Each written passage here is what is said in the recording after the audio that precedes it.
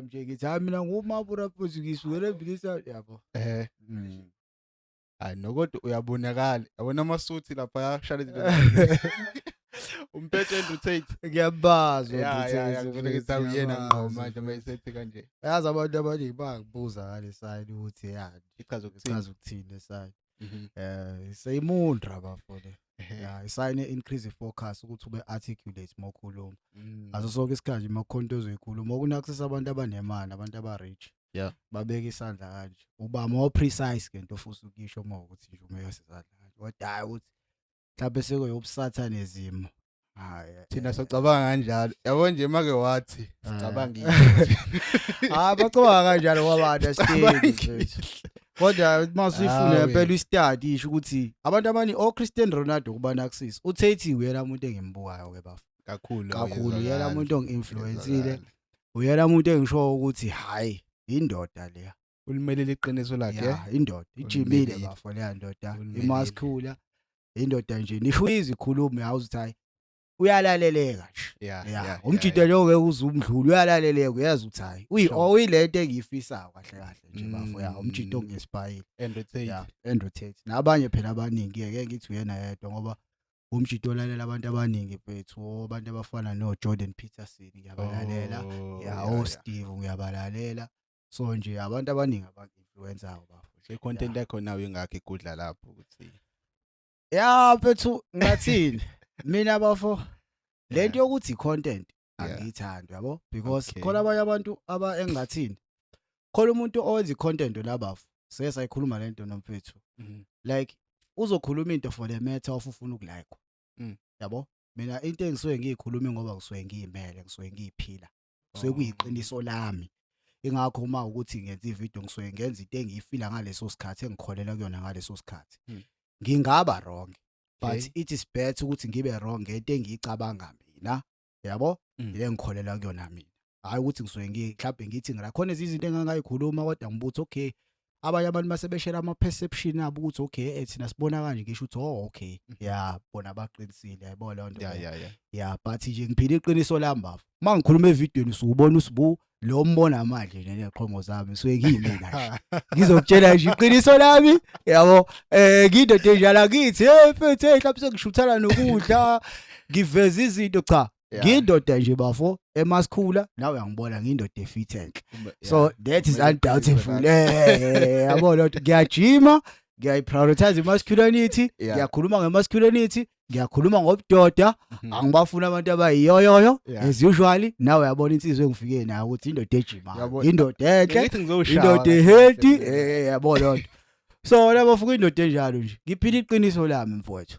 ukuthi abanye abantu eningi phela ngeke bakuthande wona abafuna ukuthi uphile iqiniso yabo lo nto into ekanjalo so kumele ukwamukela ukuthi kukhona abanye abantu abazokriticize mkhulu kukhona abanye abantu abangalifuni iqiniso because kunomunye umuntu othi mebuka wena bafo wena uthola ukuthi uprojector yona yonke into yamhlula yabo wena uyilento kahle kahle wena uyisibuko sakhe mebuka wena ubuka ama faults akhe angazange ukwazi ukwalungisa yabo lo nto so ngaleyo ndlela uba highly more insecure mebona umuntu ofana nawe because I don't think ukhona umuntu wesilisa ophila emhlabeni owesilisa ongafuni ukujima bafu ukuba fit abe muhle futhi ubuvila kahle that's it ubuvila nani nabafuna comfortability yabo izinto ezifana nokujima phela zikho easy bethu zidinga idiscipline consistency bethu so umuntu vele one six pack umuntu ojimile omhlonipha because kunento akwazi ukuyenza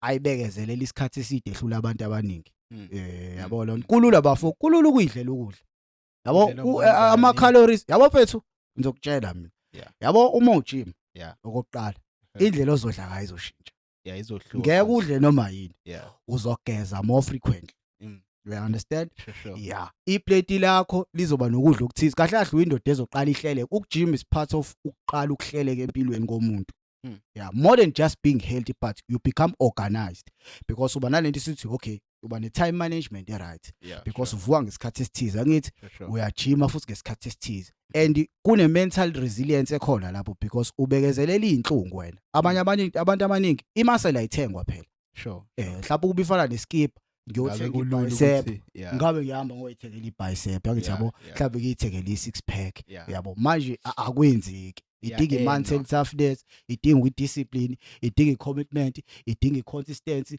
idinga umuntu kahle kahle ohlelekile umuntu ozazi ingakho ngithi umuntu ojimile as much as ngingathini but ngiyamhlonipha yeah ngiyamhlonipha umuntu ojimile bafo Yeah.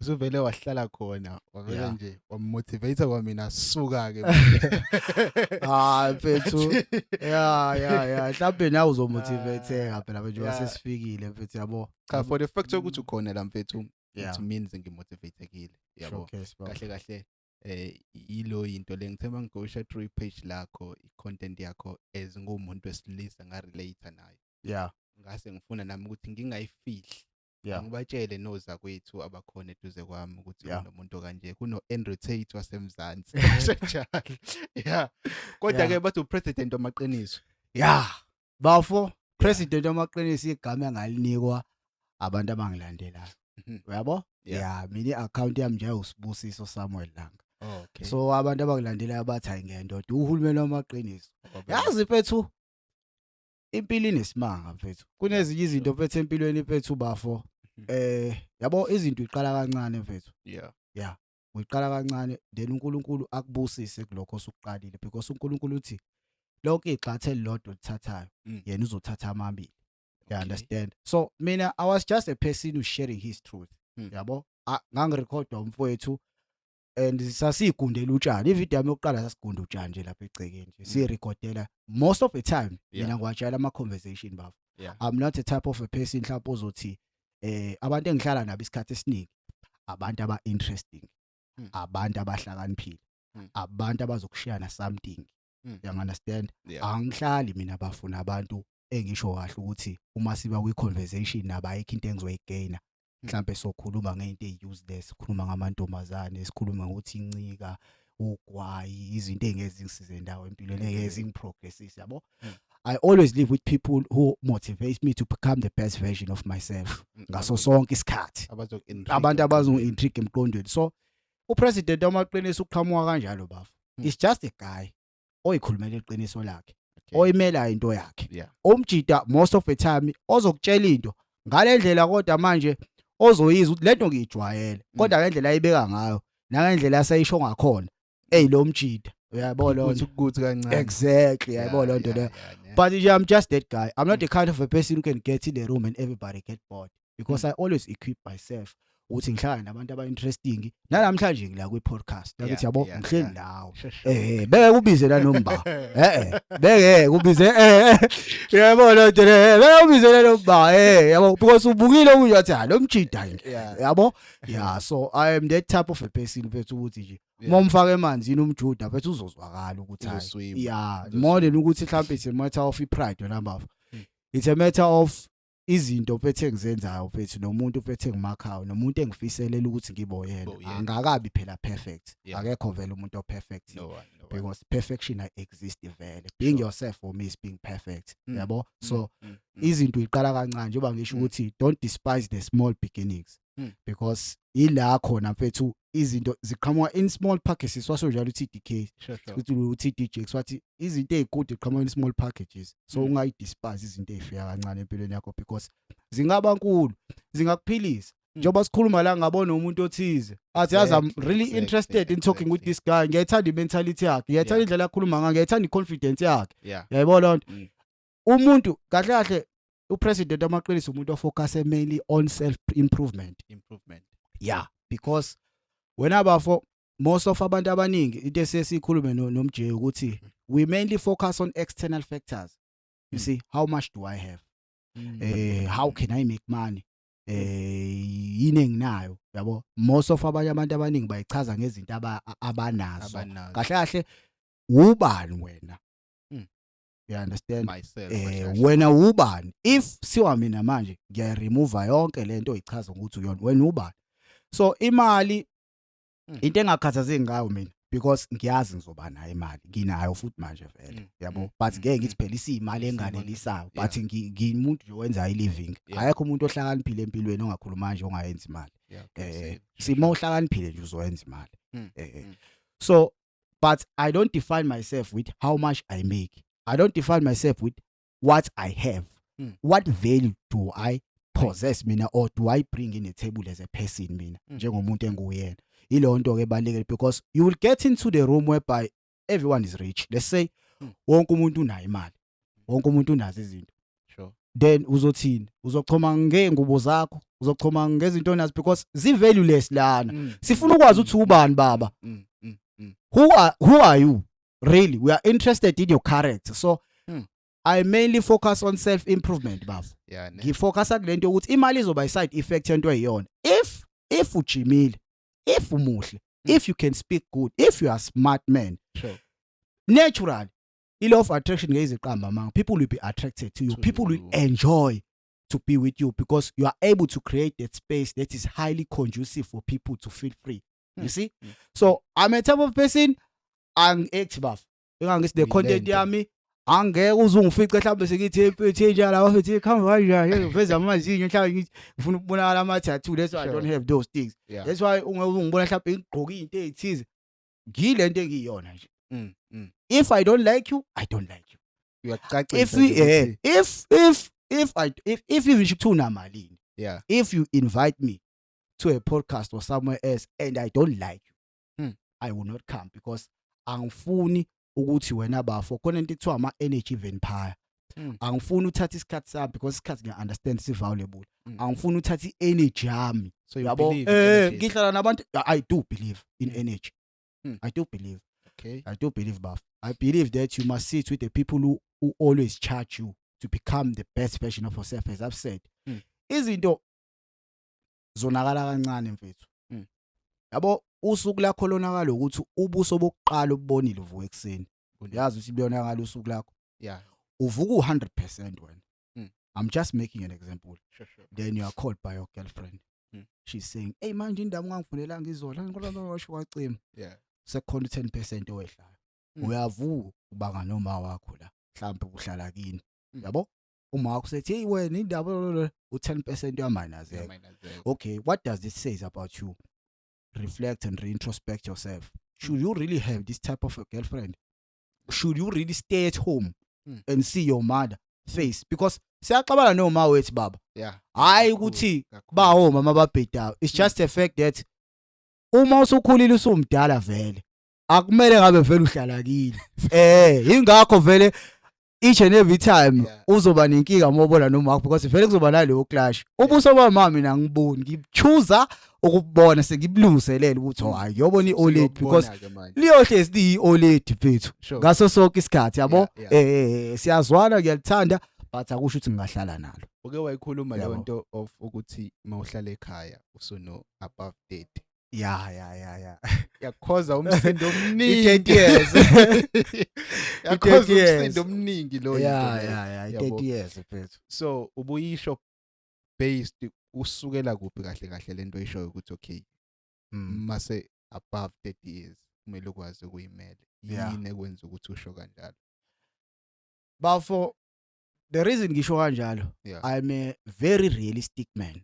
Okay. And this most of the time mangikhuluma abanye abantu abaningi bathi hayi lo mjida uyascriticize. Lento iqhamuka from a fact. Bafo for me I think this is a fact. Awukwazi ukuthi ube umuntu oneminyaka ewu30. 30 years bafo. Mina because abanye abantu abaningi bathi yonke into inesikhathi sayo. That is a lie. Because most of the people who tell themselves that they are still stuck in the same position. Do you know that? True. It's like this. Mangithi mina everything that is happening in your life it's your fault. Someone may say hayi ngeke phela mfethu kunezinto ongeke uzuyicontrol emhlabeni. But uma usuhlazisisa kahle le statement onabafu. Now you are responsible for everything that has happened. Khona irresponsibility nengxenye oyidlalile ukuze kube khona leyo reality ukuze manifest ibe real. You understand into engisho? So i-statement ekanjalo abanye abantu abaningi ekubanzima ukuthi bayidigeste, bayithole. Awukwazi ukuthi bafuna 30 years. 30 years. You understand? Awusebenzi wena. Ngijahla ukuzwa ama comment yabona 30 years. Awusebenzi. Uhlala kini. You understand? Ayikho contribution oyenza ekhaya. Awucenta igceke wena la ekhaya. Ulala ekamereni nje. Ubusuku nemini. Uyabo ilanga lize lingene engqeni. Wena ayikho into yenzayo njengomfana la ekhawuza usiza. You understand? Bakhona abafana abanjalo, ngiyabazi. Bahlala ezitolo, babheme njalo ngaso sonke isikhathi basicela amashumi. Ngiyabazi bafo. Ayikho into ekhombisayo eyisignal ukuthi lo muntu ipurpose yakhe nempilo yakhe iye endaweni ethize mfethu. You understand into engisho? I'm not saying mina nabafuzo zube perfect, but be a person at least also, okay, if I'm not working, I may have a skill on something, I'm doing something with impilo yami. We rubbish kahle kahle. Ayikho indaba yakho kahle kahle mina. That's how I can define it, because useless. What is the point of you to exist when you don't bring any value to the world? 30 years. 30 years baba. Una 30 years. Ayikho into concrete, because abanye abantu bathatha lento ukuthi wena mfethu mina ngichaza umuntu ongasebenzi. Ngichaza umuntu ohlele ekhaya, ngichaza umuntu ongazami, ngichaza umuntu olalayo, ongenzi lutho bafo empilweni yakhe, ongafesi, awumboni lo muntu uthi uyanyakaza. Into ayifunayo nje ayidemanda iplate lokudla kubo yena. Phela. And you call that person a man. Yabo? That is not a man baba. That is rubbish. Uyizibi leze kufele sifaya ngolosithathe emotweni yadodi ziyolahla. Because zi useless. Uexistelana emhlabeni. Because uzofa uphila impilo eminingless, akekho umuntu ozokukhumbula, akekho umuntu awukwazi nje ukuphathela usweet ingane yakini encane mayifikile. Seziya izingane ziyayidetecta nisi energy. Ziya understand. Unesidina baba. Unesidina. Nami ngeke ngihlale nomuntu onjalo. Awudeserve nisho kuba nomuntu wesifazane wena. Lutho. So bafo yabona ukumentionile ukuthi umuntu ongafihli lutho. Yeah, mfethu. Uqondisayo. And iningi lethu asekho njalo esikhathini samanje. Yeah. Inkulumo zethu sike sizama ukuyimbathisa ngenxa yokuthi sisuke sinqena abantu abathize. Bazothini. I-upbringing yakho kade ukhula. Uzube upresident wamaqiniso. Ube umuntu kanjani kahle yini edevelope le character emasculine kangaka? Bafo, mina ngizokutshela mfethu. Yeah. Yabo? Kunezinye izinto empilweni ezikusizayo ongayibona ngathi ziyibhadi bafo. Yabo ukukhula understand, mina ngikhule ngicindezelekile isikhathi esiningi yabo. Yeah. Ngikhule i-presence ye-time ingekho. Yabo. So ngaba mostly vulnerable entweni eziningi ngisho ukuthi ingane yomfana yamdinga ubaba. Yabo ungasho ezinye izinto singaphikisana ngezi, but yabo i-presence yomuntu esilisa enganeni yomfana very vital bafo. Ibaluleke ngalendlela eyisimanga. Because at that point ngikhuliswa umuntu osekhulile uma, and you are mostly vulnerable to izinto ezifana nebullying yabo. And you cannot stand for yourself, because no one will say if umfana ekushaya na kumele umshaye yabo, you see. And uma ubhulisha wena bafo awukwazi ukuthi ukhulume isikhathi esiningi ngalonto leyo yabo. Yeah ufila embarrassed ukuthi uyabhulishwa, especially uma ubhulishwa. Sometimes ibullying iqhama from abantu abama peers akho yabo. So umuntu wesilisa wena bafo ufundisa lento esibindi yabo nalento ecourage. So mina iya-bringing yami nabafibe kanjalo, then ngakhula ngahlangana nabantu abathize empilweni yabo khona uthisha nje ngahlangana naye bethe empilweni, for the fact ukuthi mina ngikhule ngile ngane ekuthiwa yabo wena nje uyisilima. Ngihlezi ke ngisho ngithi yabo amazwi they are one of the most powerful things in the world, because carry enye vibration amazwi yabo bafo. Izwi liyadala, and more understand lokho ukuthi yonke into la esiphila kuyona namanje noba namanje sikhuluma, it's in a state of vibration. The moment we khuluma manifest, we are creator into existence. So I go with this perception in my mind that you know I'm dumb, mina ngeke pass, because my mother always told me that you know sibuye ingane ezisilima lento le yabo, neglected all those things. And mangikhule labafa that perception uthi it limited my capabilities, it my confidence yabo. Akalento ukuthi vele yabo until ngahlakana nomunye uthisha yabo uMakhumalo. It was a female. Uyela umuntu ongangakha, uyela umuntu engisho kahle ukuthi uyela umuntu wangifundisa. There's something engayithanda kuyena, because wangibizela eceleni yabo. I remember kwaku March yabo, because wayibona potential, wabona I can do better if mase kuthiwa ngiyeka labangani yabo. Because mina esikoleni ngakumuntu nje oyibhemelayo bafu. Yabo, ngangibhema ngibhanka isikole, yabo nje. So uma ngibuka wangibiza wathi wena uhlakaniphile. The moment esho njalo. Imagine a child is raised being told by her mother that you are stupid.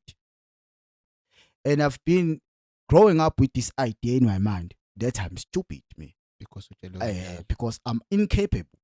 And it comes a teacher. Egimbukele ngathi, yabo. You see, because she was an HOD, and yabo. And she said, you are a very smart person. In that moment, Buff. You are capable of being more than what you are. It just changed my life. I never became the same person ever again. Angiphindanga ngawo usibulo empilweni yami. Even ama-marks ami esikoleni yonke into yami yashintsha. Impilo yami spectrum sempilo yami sashintsha. I sit down with myself ngathi ngihlakaniphile. Hayibo.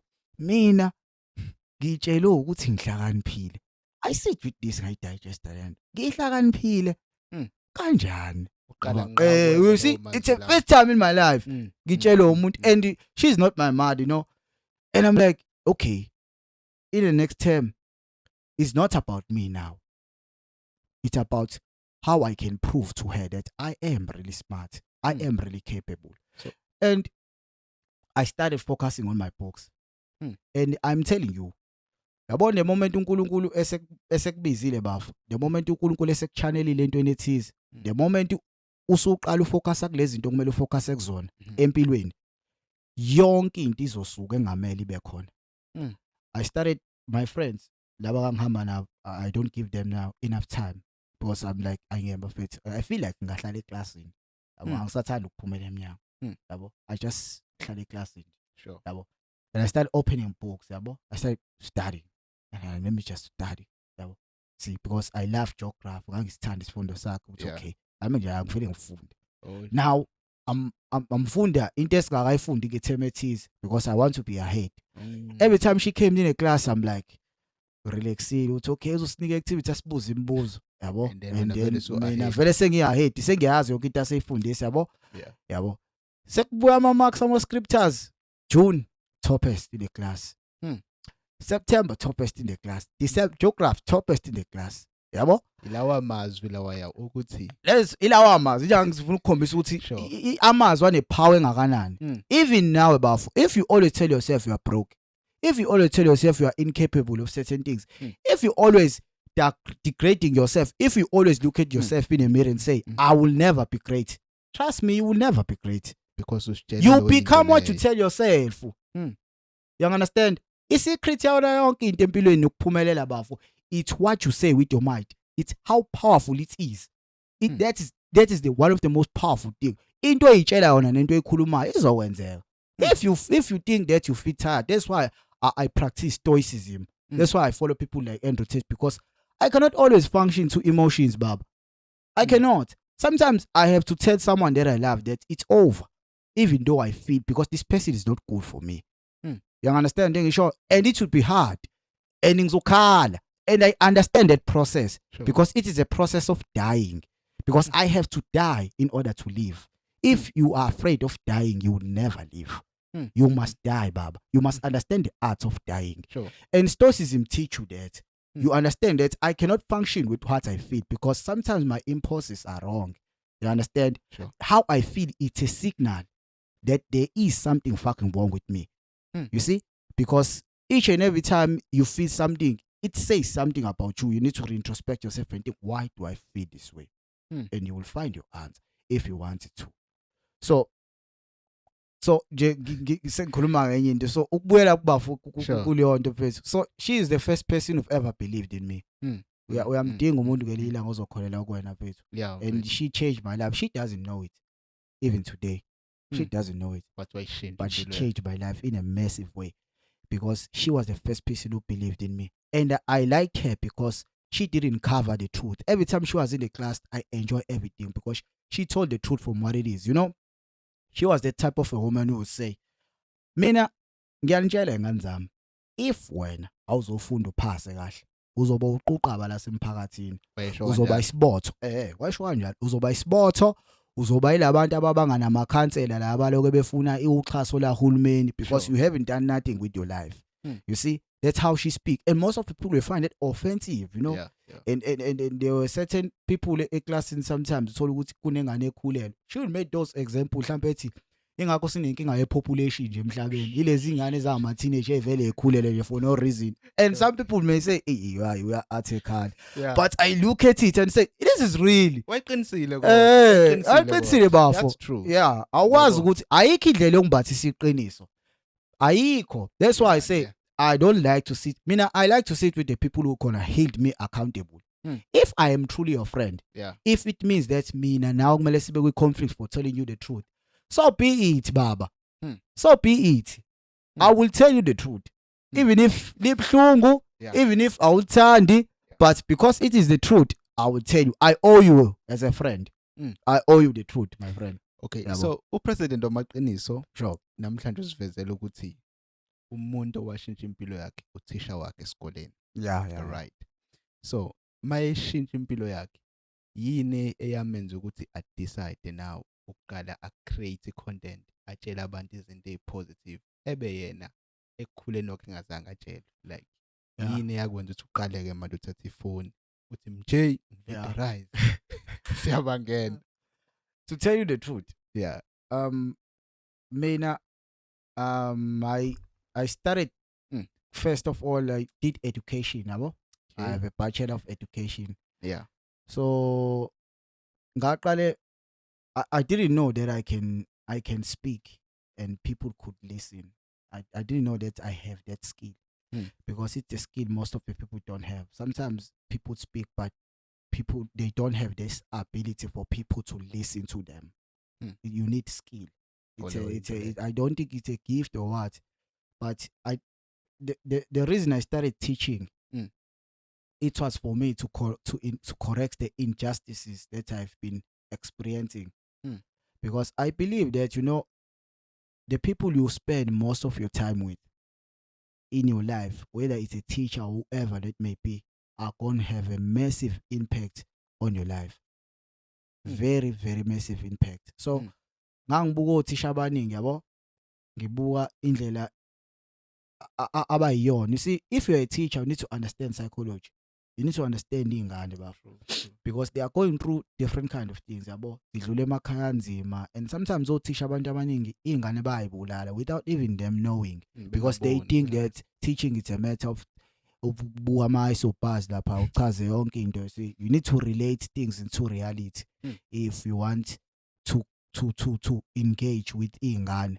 This is why I ngaba uthisha, because I had that thing in my mind. It's okay, maybe I can help someone else who went through what I went through, because I had no one maybe to believe in me to say that uhlakaniphile. Maybe khona enye ingane ekhula with the same parents abayitshela ukuthi ayilutho. So I started teaching, then ngagraduate. Kwakuyinto futhi engisho ukuthi hayi lento mhlawumbe ngizoyenza, yafika nje kumina, ngayenza i-teaching ngayenza, yabo. Then lento ke yokurecorda bafo, lento engisho, it was my friend, my best friend, umJ, yabo. Lo wathi hayi ngema bo, because most of the time sihlezi discusses it, because thina siyahlala abafo sihlaziye thina, siyahlaziya ndoda too much. Siyahlaziya baba, siyahlaziya most of the time siyabuka umhlaba baba. Then we said hayi mabur, ayimele sirecorde ndoda. I mean, I say record. What? I made us record because na iPhone. Sure. Le phone yakho use this because manje uzolokenzani? Udlala WhatsApp. Yabo ulokuthi iPhone. Egrisi sikhona, icamera yakho na yini asirecorde baba. Umuphi unyaka lo? Ngikhuluma lo into. It was, I think it's last year. Last year. It was last year. This is new. Many page lami nisho na TikTok lisha. Facebook ilisha sha. Yabo, lisha. It was last year. And kwaqala yena wa record because mina benginalento ukuthi hayi manje iphambi kwecamera ngijwayele icamera yabo uzolo ukuthi hey yabo khola ama insecurities zakho right, hey balekile empilweni yazi. asho ukuthi ngisound njengama motivator manje Yeah. ekuyimotivator manje kodwa abantu abathi mabunda kubalekile empilweni ukuthi izinto uyibuke hayi manje ngiyezwa ukuthi this is not me abe uyaperform yabo ke si performance so ayenza ngiyeke lento yabo ayeyeka lento ayaqhubeka lento ya record yabo record ngatheke ngelila kagunde eminyango we had a conversation about women's yabo ngimtshela ngithi mina the reason ingena umuntu esifazana I didn't know that he was recording now siya record yabo hello ngibuza imibuzo as you are asking me questions athi mabura yabo ngithi the reason mfethu ungena umuntu esifazana mina manje angayithandi ngokwanele anga invest mina ngokwanele ukuze ngikwazi ukuthi ngibe nomunye umuntu kumele ngiyithande mina ngokwanele ukuze ngikwazi ukukhombisa uthando komunye umuntu angifuni ukusebenzisa relationship to squeeze joy to another person kumele ngibe happy mina ngibe satisfied la ngikhona ngibe fulfilled yabo that may sound selfish komunye umuntu because living is 2 years manje nje umuntu esifazane ngitshela ukuthi angithanda ngakutshela ukuthi ngeke ngikwazi ukuba ku relationship now is not about you it's about me. I understand that you love me, but I have to love myself first. Yeah, you understand that. So that video go viral, created a lot of discussion. Yeah, it just went viral, and then the rest was history. Yeah, then is a record. Then bangniki igama kwathi ayi president abaqiniso dot. Hayi bafo siyahamba ngawe mfowethu windoda emadodeni yabo. So then ke bafoke ngawo umuntu esenguyena ke namhlanje ke nje ukuze size sibe la kwi podcast nje sibe nale conversation. That is all the journey started. Bese kwaqala nje kanjalo. As abantu besilisa usitshengisela inye side lesihlulayo thina iningi lethu. Yeah. Lokumele iqiniso. Uke wenza ivideo mentioning ukuthi mawuyindoda kumele ukwazi ukudubula, kumele ukwazi ukulwa. Yeah. Kumele ube masculine, kumele ugym. Yeah. As abantu besilisa mangathiwa nje uyayimnabela umuntu ongayibona ngale video leya. Iyiphi inkinga esibhekene nayo njengamanje as abantu besilisa as men? Iyiphi challenge esinayo nje njengamanje ukuze sigcina sesi masculine kangaka? Esi weak ngalendlela. Yabo bafu. Into eyenzakalayo manje emhlabeni. Sure. Like sikhuliswa obaba abanga understand masculinity siqale lapho kobaba. But that's the most important part. Yabo ungathothi ubaba wakhe akazange abe nobaba ozomfundisa ukuba indoda nasenganeni zakhe. Naye umuntu esifazane, I always say this, the reason I prioritize masculinity this much, like umuntu esifazane unama primitive instinct akhe. Akekho umuntu esifazane ongabe submissive. Yakwazi lokho? True. Yeah. It's just that she would not be submissive to any man. Yeah. You have to be a certain type of a man. So into eyenzakala wena bafu ukuthi the reason ngisho lezi zinto it is because zidetermine umuntu wesilisa. Like you see, I really if I look at a fat man, if you are fat, you cannot carry your own body. You cannot carry your own self. There are certain things that you become disadvantaged of. You see, let's say mhlawumbe ufuna ukushintsha iglobe manje. Sure. Uyabo, then uyanuka la umkhulu mawuwa la phezulu uzolimala. Sure. Uyabo, you cannot walk. Uyabo, yeah. You cannot fuck very well. Because you see, umkhulu, you are fatty, you are buff in the face, uyanuka. Ingubo zakho zamatrunk akho yonke into. You see, it's just ayibukeki. Someone may say, I these things of fat, but if you are a fat man, a man, even if I don't care, even a woman, you are a fat woman. Sure. They may say, you see, but you are disgusting.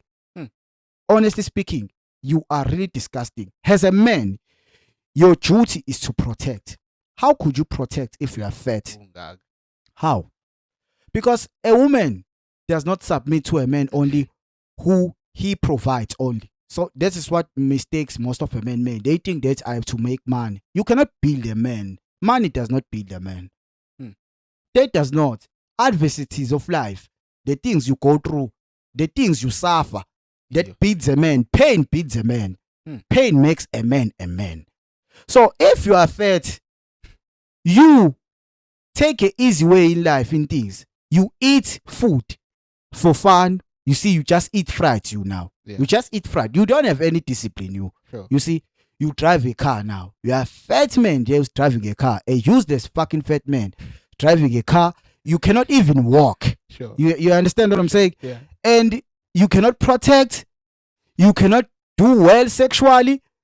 You are just useless. Everything egcekeni uzoyiqashela abantu wena. You awukwanisha ukuphuma kungena igebengu kini. Uyabo? You have to learn to fight, baba. I will teach my children to fight. You have to learn to fight as a man because now my circumstances, let me make an example, buff. Let's say you are at the mall. You are not carrying your gun. Yeah. Someone came in phansi intombi yakho lapha. Sure. You see? Athi kunama bullies la emhlabeni.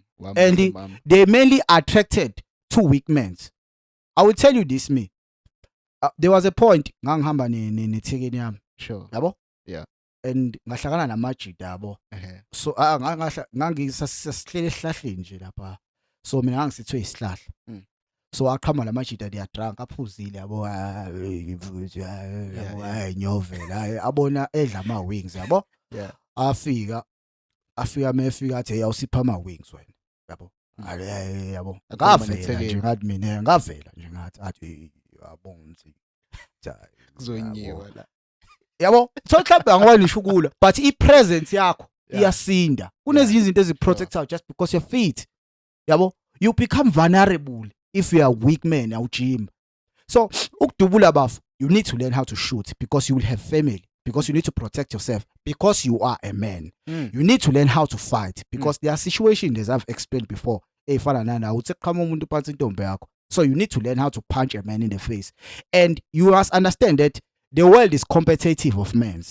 It's competitive in every kind of a way. Yeah. You should know that if you have a beautiful great friend, nami ngiyayibona intombi yakho uthini and nami ngiyayifuna intombi enhle. Sure. You understand? Yeah. So wena ungacabanga ukuthi intombi yakho asisheli. Siyayifuna nathi. Yeah. So I want to make a woman when she's with me becomes very difficult to replace me.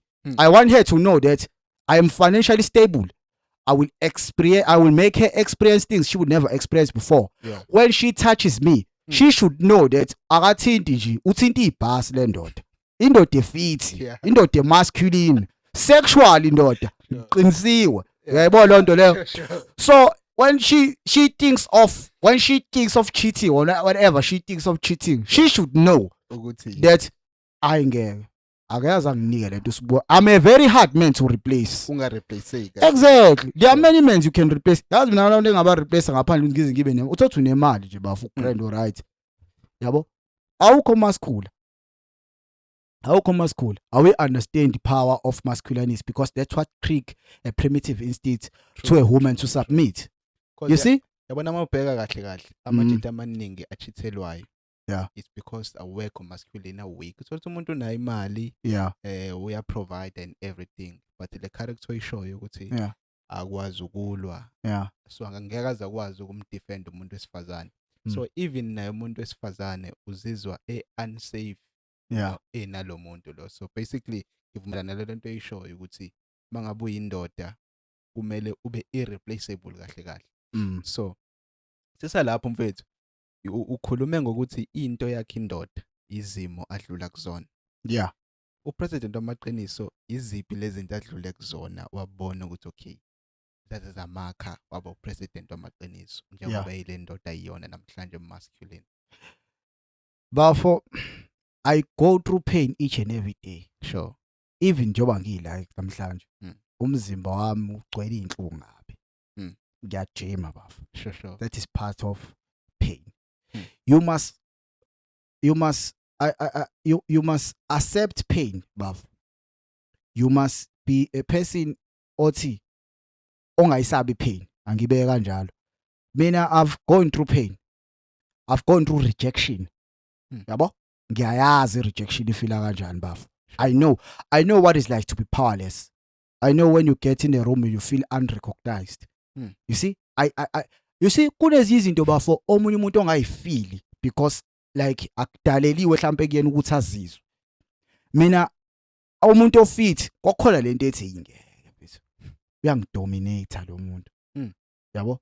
uyangidominate lo muntu khona lento I feel as if uyangidominate yabo and I don't like to be dominated yabo I don't feel free when someone is dominating me so that's why ngajima and there are situations where I realize ukuthi wow ngaze nga powerless la you see there are certain things I've realized ukuthi okay like if I start a relationship now engangithi mina I don't want to force things I don't want to say manginentombi yami for example hayi baby ngeke kusazozama I don't want those statements to come at me you see that is who I am that is what I told myself that's why I tell myself that everything that is happening in my life sure I deserve the reason ngiphila lempilo engiyiphilayo ngiyayideserve the reason la ngikhona ngiyakudeserve iphutha lami ukuthi ngiphila lempilo engiyiphilayo so I held myself responsible I put myself in a situation that would bring pain to me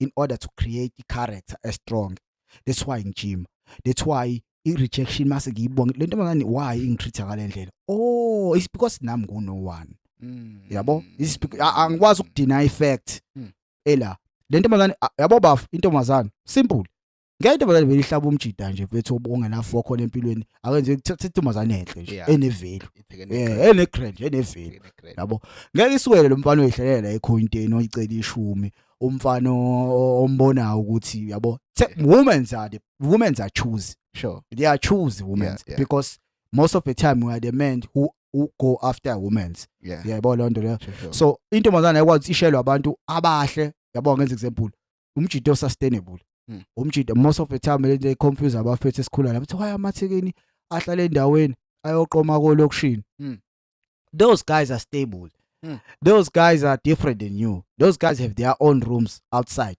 ukuba ne room yakho is part of create leyo nto comfortability umuntu even ukuvakashela yasukuvakashela lapho ungena room kini yabo you see benza izinto zibe easy most of the time females like comfortability money is part of comfortability cars yabo loving sheets ama sheet amahle idlenhle yabo lezo zinto ezikanjalo they mainly make it easy to form relationship because asikwazi ukuthi wena bafuthi siyathandana sesilohlahlela amehlo ke yabo lonto siyalika uthando njalo uthando ngathi imali ingangayi yona yonke into empilweni but izo affect ama moment ozoba nawo nomuntu izo affect yona yonke into ozoba nayo because izosho ukuthi siyaphi manje okay as travel esendaweni ukuthi si experience impilo sibona izinto ezintsha experiment izinto ezintsha sindawonye iyakwenza na ukuthi uyithole kangcono so most of the time if awunayo imali if awuyilungisile nawo njengomuntu wesilisa i-law of attraction ngeke iqamba manga phela yazi ukuthi bafuma uyithanda uyazi ukuthi more self improve yazi ukuthi more investor kwena awukusika isidingo sokuthi ushele true yes why would you approach women why because women are in front of your face because they are everywhere they would just like to talk to you because you look good you are an object of desire you have something to offer you are busy with something you in your life you find women in the gym who are same alignment with what you are doing you find them in school who are in the same alignment with what you are doing you find them making business who are in the same alignment with what you're doing. The reason why most of our relationship don't work, it is because you stay out in your lane to find a woman outside. That's why you feel this what some people may say, lo mjida uyikwala. Yeah. Bazosho njalo uzobona. Lo mjida uyikwala kasheli. Angisheli. I don't do that. I love myself. It's a law of attraction. You guys understand the law of attraction? The law of attraction.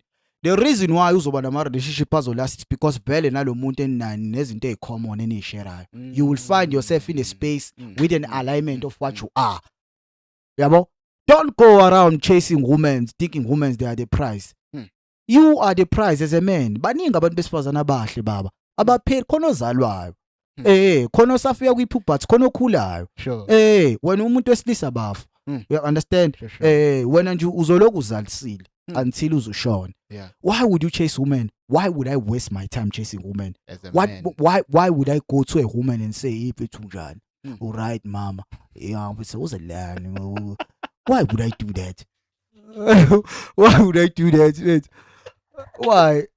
Guy gets a lot of it. So I love myself enough to know what I deserve, and I love myself enough to protect my own pride as well as my own energy. So I don't go around chasing women. I don't have that time. If a woman maybe thinks that really le nto engangisho ukuthi icabanga ngizokushaya mina, I don't really do that. I would just look at you, honestly speaking. Yeah, if sihlanganile like in a library or something and I like you, I will tell you through conversation we have. Yeah, that's ngiyayithanda le conversation esibe nawo. Kuyangijabulisa ukukhuluma nawe. Ngingafisa ukuthi ngiphinde ngikubone. Uma kodwa lokho kubekile enhlizweni yakho, sekuyoba kuyona. Ngiyakukweleta ukukutshela ngizizwa kanjani phela. But I don't approach. There's a difference. You see? Let's say we had a conversation saying about, as I owe that to myself. Even though ngithi angakaphili ngokwanele ukuthi intombazane ngithi mina like but I will tell you what I feel, buff. It is up to you now to decide what you do with the truth, because I owe you to tell you, because angikwazi ukukuthathela isinqumo phela njengomuntu wesifazane. Yebo lonto ekugcineni angikwazi ukuthi ngithi mina just because izinto ezithiza ngakabi nazo so ngeke ngibe ku relationship. Yebo lonto. So I will tell you, but I will also tell you this. It is up to you to decide. I don't force you in anything. And I would really understand if you would say no. And that's okay with me, because I'm used to rejection. Yebo lonto. So into kanjalo nje Facebook, into kanjalo Facebook. But nje to answer your question, I put myself in suffering so that I can beat myself. And also there izinto esengidlule kuzona esengiyibalileke bafo esengiyichallengeile nje. Being raised poor, I have to sustain me. I have to beat myself. I have to beat my weight from nothing. I'm not like any other people who are like, hey, I have to beat myself. I have to ngizakhe, because honestly speaking, ayikho into wathiwa nakho esikunika kona wena. Yabo, I have to vele ngikulwele mina. Yonke into enginayo empilweni ngilwele, and sometimes that frustrates me.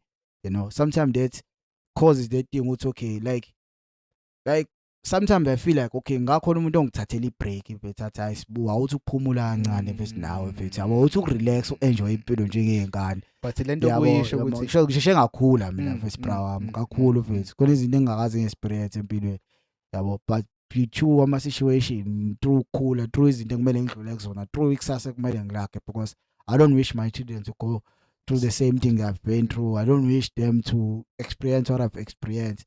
Yebo, so now I owe this to myself. Yebo, so nginalo nto ukuthi ngiyayikweleta nami mfethu. So I'm always hard on myself sometimes. Yeah. But I think yona into ementionile ukuthi yona into ekuwakhayo ube indoda leyo. Challenges odlula kuwona. Yeah. So ungabe hadi kakhulu kuwena.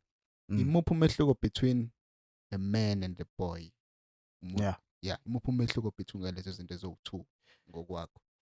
Yeah, kuningi bafu. You know, a man knows what is important. A boy does not. A man manages time. A boy does not manage time. Hlakazekile umfana.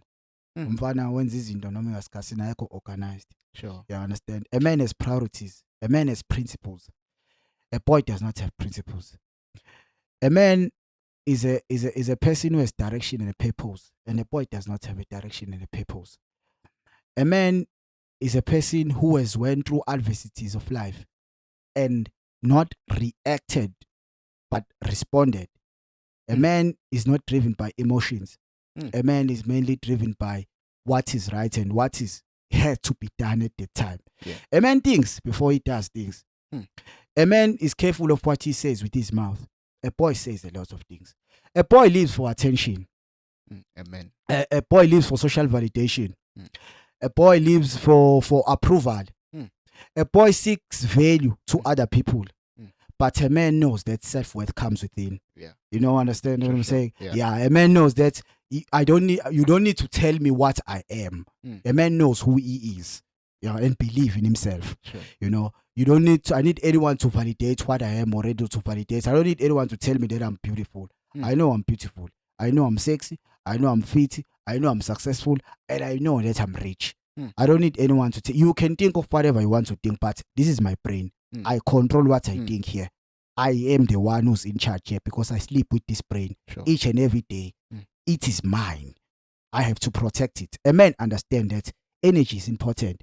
A man spends time with people who only charge him, self-improves him to become the best version of himself.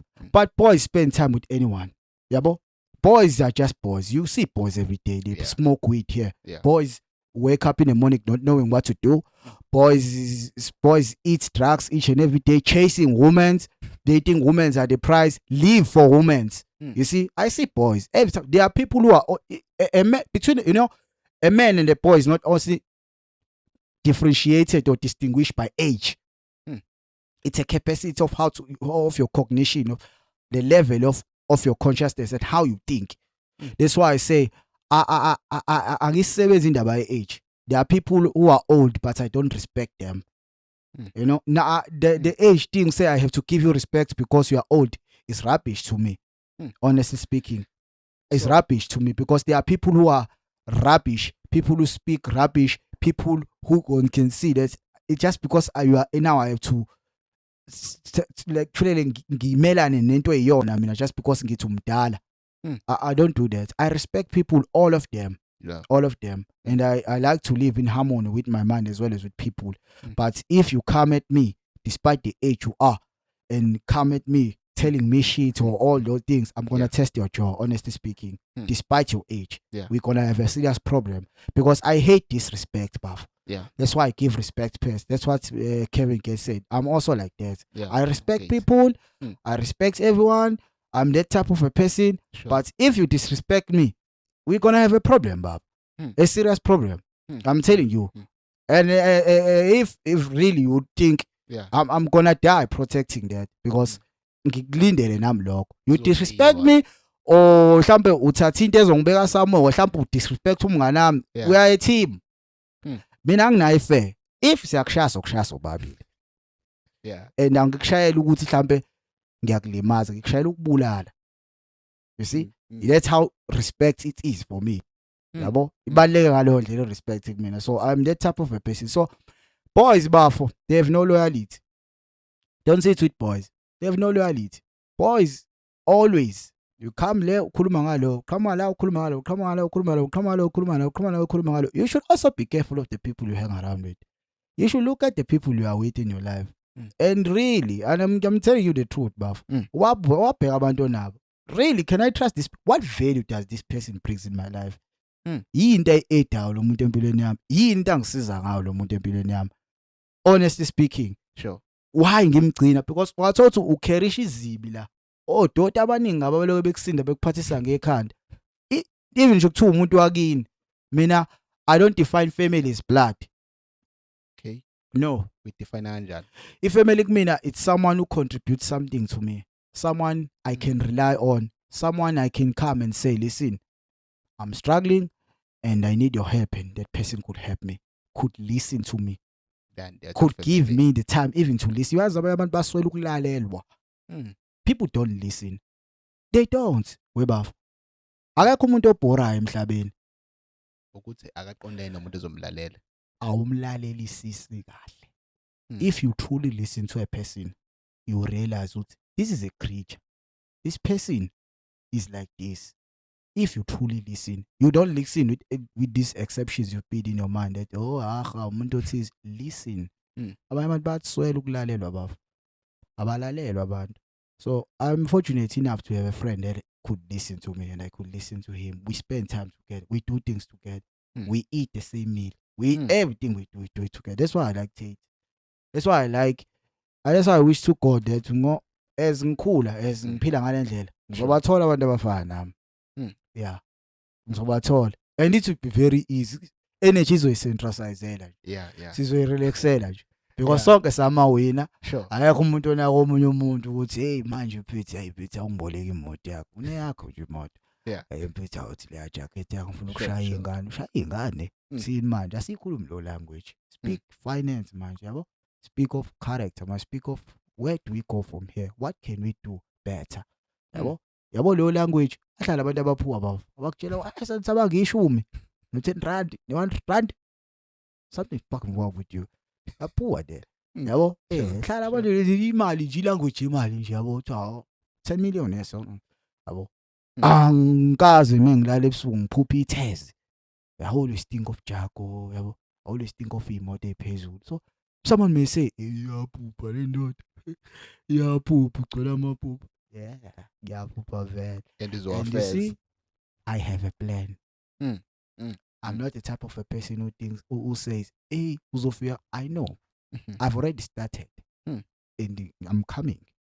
I'm telling you. Yeah. I'm coming. Yeah. Yeah. Yes, mfowethu. Yes, mfowethu. Usufikile bhuti. Yeah. Yabona wathi omunye kumina, yabona make sikhona emqondweni. Yeah. Yakhona pasephepheni. Sure. So sekumele nje izinto ezincane ukuthi yenzeke. Kodwa kahle kahle isuke sikhona ukuthi isuke ingakamanifesteki. Yeah.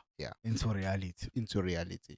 So umentioned ukuthi kuwena kukhona umuntu omdala kodwa umfana osacabangisa komfana. Yeah. Let's say njengamanje ngumfana osakhula kahle kahle ubudoda kuwena buqala eminyakeni emingaki. Ngoba angeke sithi umfana mhlawumbe ona 5 useyindoda. Yeah. 6 useyindoda. Buqala eminyakeni emingaki kahle kahle ekutheni uzothi yabona ubudoda ke sebeyaqala la noma nje it's a matter of izimo kanjalo. It's morality, baba. Okay. The moment you can decide that it is wrong ukuthi ngithinte leya charge mayihluphekile because izongichoka. Sure. That is when you could start being a man, because ingane na 5 bafaka kabi isa kwi pre-operational stage akabi ne cognitive level ekwazi ukuthi ni decide immorality yawo kahle akaqina yabo isa formless. Lo muntu ingakho esadinga imediator, someone who will help him in life through izinto ezithize. Okay, azomfundisa because most akhulisa ingane kahle kahle umqondo wayo formless. One of the most powerful mind wengane, because umqondo wengane formless. Umqondo wengane uyishaya manje ixole manje sikhohliwe siyedlalela siyenze enye into. So I wish we could always be children, because ingane yona bafo umqondo ayi fast, always in the process of experimenting. Ziyathinta, ziyadlala, zidla intabathi yabo, zihinde, ziyayidla, ziyayitesta yabo. So ubudoda kahle kahle buqala kulento ukuthi okay usuyakwazi ukudifferentiate between what is right and wrong.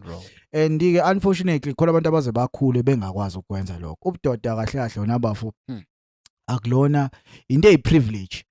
Ngisho kanjalo. Into eyiprivilege because khona abanye abantu othola ukuthi bazanya ukugrunywa baba amadoda but they fail to. Yabo?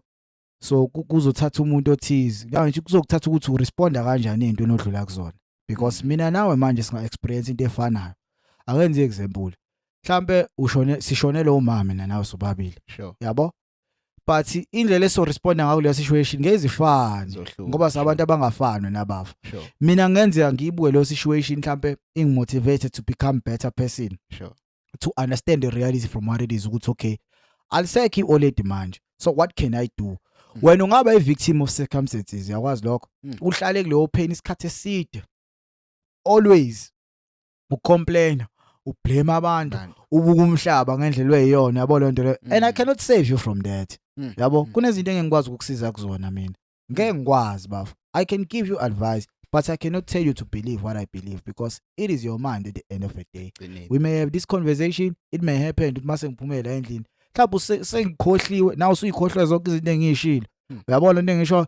So it is your responsibility bafo ukuthi izinto oyifunda empilweni nezizayo empilweni ukuthi uyibuka kanjani wena as a person. Kahle kahle lento adinga isho ukuthi uya react noma uya respond. Do you take things emotionally or do you look at the situation and uyihlaziye then uthola indlela ezokwazi ukuthi na elevate? So I always say there's always opportunity in chaos mfethu. Yabo ngaso sonke isikhathi buka nje la lento eyenzeka la abanye abantu kuthi bashawa abantu bangaphandle yonke lo. Me I'm a businessman. I see opportunity. I see money. I say okay hayi bafethu I can get omunye umuntu angibuza hey president, what is your response with the Martian yabo to indoda uzoba ukhona? I'm just saying no, listen my brother. I am a businessman. I just see opportunities. If they close the stores, I open the stores. This is what I do. I generate income. So I don't have time now to concern myself with who's going, who's not. I have time to concern myself how much I can make in a situation. What can I do? Through the COVID-19, some people made billions of money. Some people were complaining, say, oh my God, COVID, abantu bayithengela utshwala babudayisi, you know that. Ikodla la goloko lalibizo 500, Smirnoff leso sithenga 100 rand. So made a lot of money, you understand that? They made even imali ngotshwala ongasile bafo nje, utshwala bezulu. You see, that's how people they needed utshwala because we addiction. They need to drink. They need to fill void, people, because they are broken. They need to. Khona umuntu ongaphuzile angahlanya. Akakwazi ukuhlala engaphuzile. So akakwazi. Njengoba sukuyi addiction. Yabo. So dilezo zinto ekanjalo. So I'm just a businessman, baba. Through chaos I see opportunities. Opportunities ngaso sonke isikhathi. Back to usasho kanjalo about opportunities. You once mentioned about something in the education system. Yeah. And kade ngikhoyisha drama comment and khona asebekuthuka lapha kuma comment. Yeah, baningi vele mfethu, baningi bengithuka bethi hayi wena ayikho lento yakho. Uchaza ukuthini emothi isikole asisebenzi. Sure. Yabo. You see, lapho bathuka umuntu one degree, Bachelor of Education. Exactly. Ono matric with distinctions. You see? Yeah. But for I cannot run away from the fact that it pains me. Like ngiyakhumbula nje mina. Yabo, ngathi ngikhona umunye umfethu esasifunda na ngeke ngimention ngegama, yabo. Yeah. We did the same grade, yabo. And kwangiphatha kabuhlungu mfethu ukuthi I can teach. I know myself. I'm good at it. Sure. You see, as I've said. So angisho ukuthi akakwazi ukufundisa, but I saw the privilege he has because like uqashekile mfethu. And to look at it just because family kubo khona uthisha, parent, one of his parents is a teacher, and to look at him and how he got the job, it felt injustifiable to me. It felt unfair, and I realized that umhlaba vele awukho fair. So I wanted to voice out there so ukuthi yazini ukufunda kwakho. Mina ngisho ukuthi wena bafo isikole for me is like this. Ngithi mina funda if you have no choice. Like I'll afford to homeschool. Because mina ngilwana lento ukuthi idea in the system of education as it is. Like these people are promoting employees. They are promoting workers for white people who owns companies. They need workers. Sure. They need you to be able to speak English. English is not important. You see, that much to speak it. What brings value is what you can do. You see, like the Chinese have did. What even maybe this stand that you are speaking with is created by Chinese. Create now. They take South Africans to teach them English because they need to communicate the language of business. So now, and ngithi mina isingisi awusiyele esikoleni. Ucathi mina ngaye esikoleni ngiyofunda isingisi nje. Yabo? Yeah. Knowledge awuyidingi ukuthi uzuyele esikoleni. I can equip myself through these things, through books. I've learned books. I've read books now. That they never teach me in school. Rich Dad, Poor Dad. Oh yeah. Assets and liability. They've never teach me about that in school. What is an asset? Yabo? Bahamuluza. They don't dig deep. Yabo? Okay, sengiqedile isikole. How am I going to survive? Maybe if they can change the curriculum of the school, as well as this system of education of us. Like I hate wearing a uniform when I go to school because it just program my mind that okay, I wear the uniform, I go to the same school at ngivuka ngesikhathi, ngiya ngesikhathi esithize. Nasemsebenzini I do the same thing. So this is my life until I die. Yabo, it's like ukusebenza. I criticize ukusebenza. Unenye video yamisho njalo. I don't like working. I'm not a worker me. I don't work. I hate mina angisebenza. Imsebenzi yangihlula. I don't like, there's no one I could say uvuke ekuseni uthi ngiyakuthanda ukusebenza. Unamanga. You are lying to yourself. Angikufuni ukusebenza mina. Bafo. That's why I have assets now that produce income for me. You see, some people may say, hey, really, I have time now to focus on myself. Ngiyakwazi ukujima manje. Ngiyakwazi ukurecorda manje ivideo. Yabo, ngiyikhulumele, ngiyakwazi ukwakha isikhathi ngifike la. Sikhulume ngezinto ezibalekile sichargeane kancane.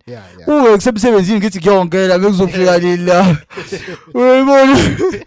Manje hayi, I hate working, I hate school. Sure. I hate the curriculum, I hate the system of education. So there's an nepotism by education buff. For a guy like me, oyiqhamukele ekhaya intula umfethu osezame kangaka empilweni to make something out of himself only to find he's unemployable. Not because akakwazi ukufundisa not just because akekho good emsebenzini wakhe good or perfect passed well matric he has a degree only to find ukuthi usuhlangana nontanga wakho la just because yena unobaba uthisha lento engangisho kunemuntu engimaziyo mina ubaba engimazi ingane zakhe ezu5 lezi bafuso othisha hayi ukuthi umsebenzi awukho do you know how painful that is hayi ukuthi umsebenzi awukho angisebenzi mina you see I don't work because imsebenzi bayinikela kanje uconnection so what is the point of ukuthi ufunde ube ne degree nalama degrees graduate sibaningi siba 300 400 kuseza abanye futhi niya graduate awuna skill bafu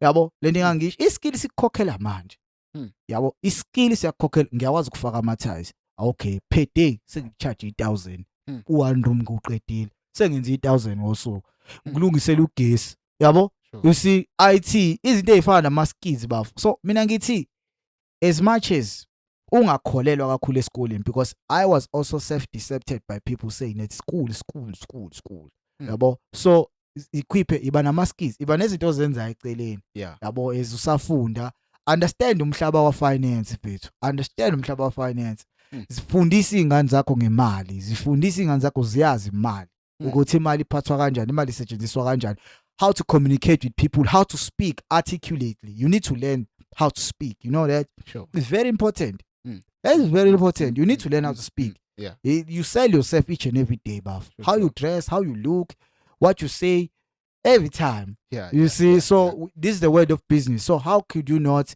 equip yourself and school does not teach you that it does not tell me it does not teach you skill school is a centralized educational system tells you that if you fail in math it makes me feel useless now yeah but as if I have nothing to contribute to the world as if now you fail in math you see you fail matric if so it destroys self-esteem yabantu abaningi who had a great potential and most of the people who are rich and the people have the books I've read and the system of education the way it is created it's not working for a black person so that's all I can say ngokwakho kahle kahle uthi isikole asivalwe noma akumodifywe indlela ekufundiswa ngayo what's your point kahle kahle mina ngithi bafo akumodify indlela ekufundiswa ngayo akushintsha curriculum yabo akushintsha curriculum ungafundi ngehistory engezi ngisize ngalutho because angingekho lapho and yezi ngilekelele ndawo at least akufundwe ngehistory yethu ukugqaja kwakho ngomuntu omnyama self pride yakho to your own identity who you are because I'm black I cannot learn European history you see so let's challenge the curriculum of education and let's challenge the idea of education the way it is presented to as abantu esibona and let's integrate practical skills to education ingane azifunda izinto ezifana nama skills bafo if I want to do music let's put music in public schools let's put acting sekukhona manje mama acting ngibona ukuthi okay seyaqalwa kancane kufana but we should integrate that more you see that you see so most of our public schools izinto eziningi awayi prioritize ama activities engengiyibona ukuthi okay lezi zinto ay prioritize azenziwa let's teach children financial literacy let's teach black people about business let's teach them about how to make money when they get out baphume nesitifikate esihamba neexperience practical ukuthi bakwazi ukuyimanufacture izinto zabo bazenzele izinto zabo let's do not sell ama raw material asingamusa ukugumba igolide lasilidayisele ngaphandle lihlaza let's sil manufacture nathi silenze ama necklace silidayise at high value yabo asimusa ukuthi lapho sibe backward yabo asibe civilized nathi sibe more industrialized njengala amanye country because Africa is one of the most richest country on earth they have resources but America they still hold most of the economy because they extract the raw materials to African countries you understand alone so if we have this type of education that favors the matrix that favors the system that improves the white people that creates employment through abantu abathina sifana nahlahle nisiyinkukhu engena iphuma si system yabo we don't create anything we are not given an opportunity to think because of education indlela esifike ngakhona ngendlela esiyenziwe ngakhona yabo siyinkukhu nje zakarembe ezingenayo iphume ingene iphume yabo asinasi isikhathi sokuthi self develop us focus ekuthina because we have to work you know but if you have business you can manage your own time Ngingavuka ngesikhathi esithize engisithandayo ngesikhathi ngiyenza izinto engizithandayo njengami yabo ngiyenza izinto engizithandayo manje bengizojima nini ngisebenza kahle ngikakhe lo mzimba mfethu benzosikhatha nesikhathi soku self develop ukuthi ngikwazi ukukhuluma kahle ngingasithola isikhathi ngiyosebenza ngibuye ngikhathele so for me to understand there's something called assets. I started real estate. I say, okay, listen, I'm come cottage because I really don't need to go to work. I understand. I understand those things based on ukufunda kwami nokuyinika isikhathi sami uthi ake ngifunda amabhuku yabo like kunamanye amabhuku abangakutsheli ngawo esikoleni laws of power you will not learn that psychology 101 you will not learn that inductive and deductive thinking you will not learn that assets and liabilities I've said you will not learn that in school so there are those masculinity there's certain things how to be yazi ukuthi abantu abamnyama they understood masculinity and they prioritize masculinity ngendlela esikhuliswe ngakhona izinto zoshaka understand ukuthi okay ingakho amabhince apowerful amabhince baba powerful baba wathatha kancane la abantu baba newealth kodwa manje abafundile kodwa uthola ukuthi umuntu unemali mfethu unama tax mfethu utable kanjani ile nto engizama ukuyisho kithi mina indlela esasikhule ngathi na we've become self alienated siwashiwe from abantu abayibona to believe lento engekho sikwathiwa khohlwa into eyiyona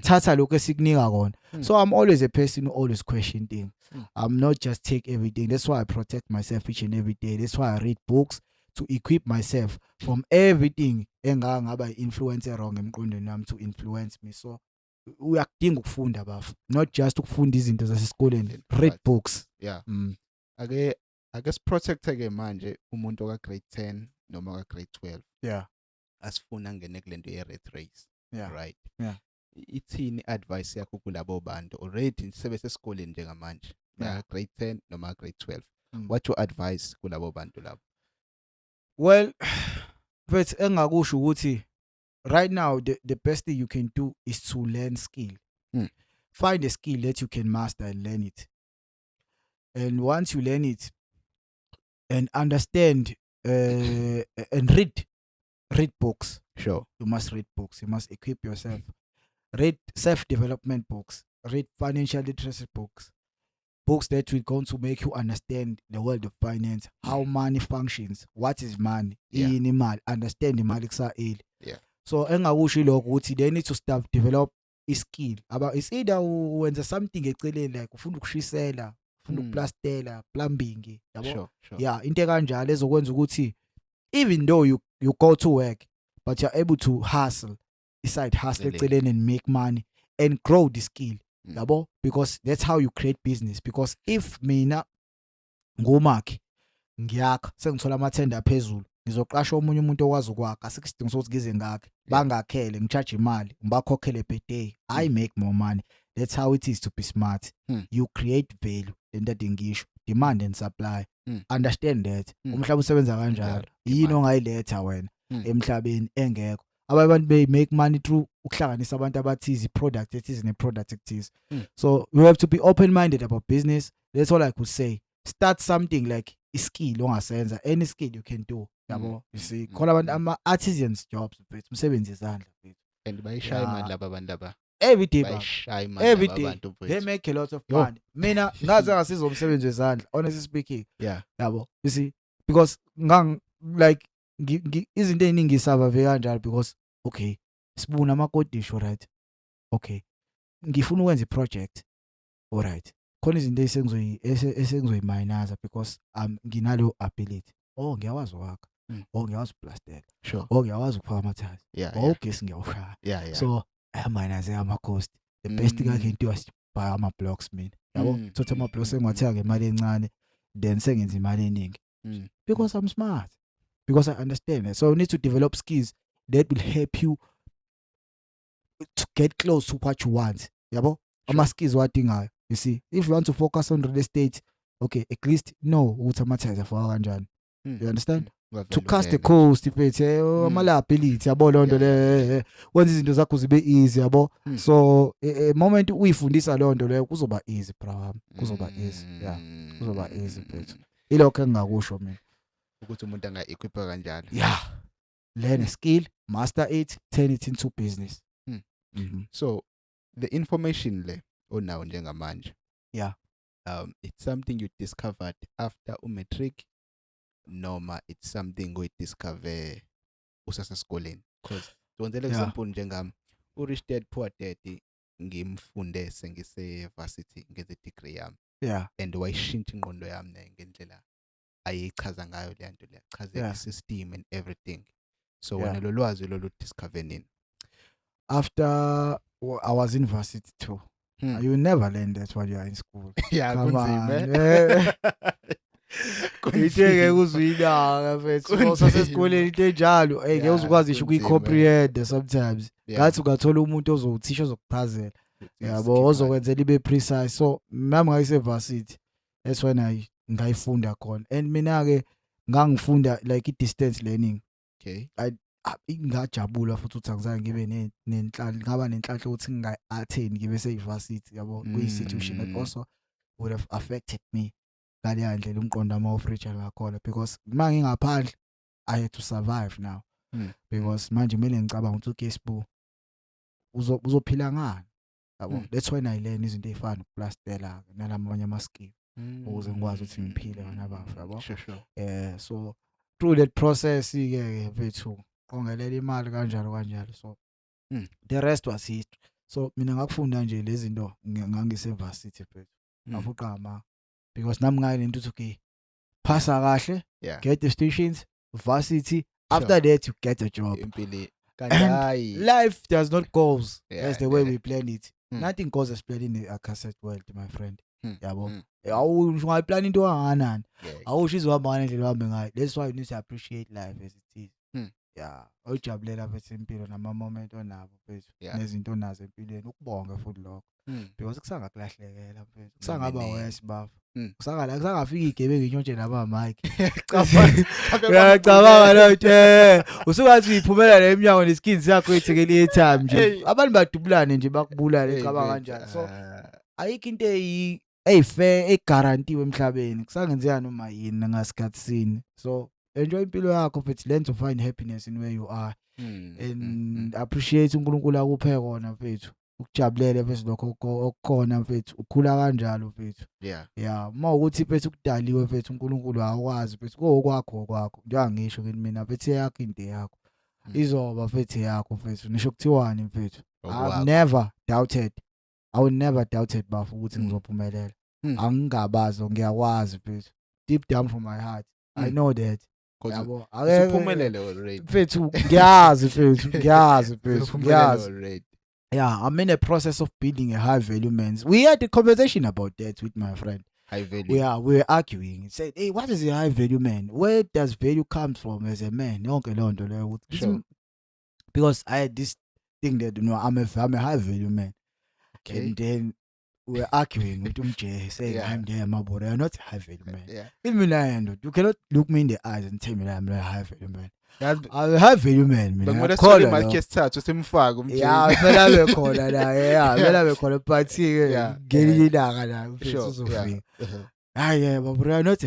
I'm a high value man. What is a high value man? Sure. You see, because I had this perception of believing that you see value within. And then life is binary, as I've said. Yeah. And most of the people don't want to admit that, you know. It believe sometimes on about for cloudy judgment makes you stay in the same position because you are unable to face the reality and face the truth from what it is. Yabo? And me now, I tell you the truth. There's a book that suggested that David Hawkins. Okay. If you know David Hawkins. Yeah. So ne book lakhe ngilifunda. Ne progne lokho nje lapho ekhuluma nge-accountability mirror. Yabo la ebuka khona esibukweni. Yeah. Ukuthi okay, I'm a fat man. Okay? I'm a loser. Yeah. I don't have nothing. Mangishona manje ngiyofana nenkukhu. Ngeke ngikhunjule umuntu. I'm a valueless, useless man. Yeah. Those words sounds harsh to other people if you tell a person that you are a valueless, useless man. You are fat and you are disgusting. So I told myself those. I look at myself in the mirror and say, Mabur, bro, I don't call you out of 4 chord.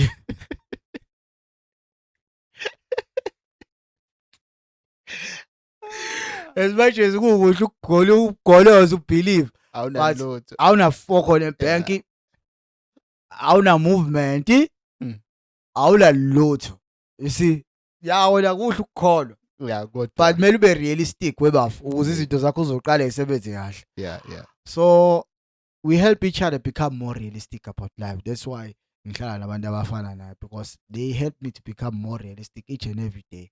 And izinto esizibanga abafa sibanga ubhiya thina. Sibanga izinto eziserious. And it turns to a very very very hot conversation. Umbona yabo la yasho. Krubile la. Krubi. Yabo. Usalapho uke what highlight kancane.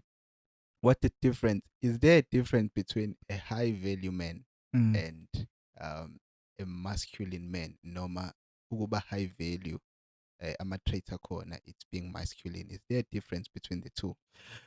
Being a high value man for me because I think everything depends on the individual perception of how to define it. Yeah. Also, being a high value man for me before it's like this. It's being able first of all you must be a person who's able to meet all his basic needs. Basic needs. I'm just talking about basic needs. You can afford clothes without complaining, food that you like. You have a car, you have become accessible, you have money in the bank, you don't complain about money that much. You can sustain yourself and all those things, you know.